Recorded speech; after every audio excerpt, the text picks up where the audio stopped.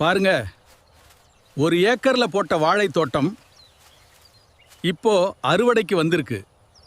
இந்த வாழை மரத்தை பார்த்தாலே எனக்கு ரொம்ப சந்தோஷமா இருக்கும்.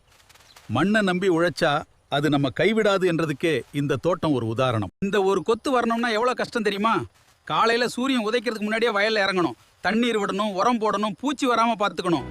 விவசாயம் அப்படின்னா சும்மா விதை போட்டா போதும் கிடையாது. அது ஒரு குழந்தைய வளர்ப்ப மாதிரி. இப்ப இளம் பசங்க நிறைய பேர் விவசாயத்தை விட்டு நகரத்துக்கு போயிடுறாங்க. ஆனா உணவு எங்கிருந்து வருதுன்னு யோசிக்கவே மாட்டாங்க. நம்ம விவசாயி ஒரு நாள் வேலை நிறுத்திட்டா நாளைக்கு சாப்பாடு கிடைக்காது மக்களே. இந்த கொத்தை அறுக்கிற நேரம் தான் எங்களுக்கு திருவிழா மாதிரி.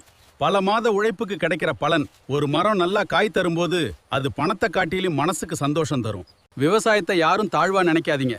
மண்ணை காப்பாத்தினாதான் நம்ம வாழ்க்கையும் காப்பாற்றப்படும். வீட்டில் ஒரு செடியாவது நட்டு பாருங்க, அப்பதான் இயற்கையின் அருமை புரியும். இந்த வாழை தோட்டம் உங்களுக்கு பிடிச்சிருந்தா நம்ம சேனலை சப்ஸ்கிரைப் பண்ணுங்க.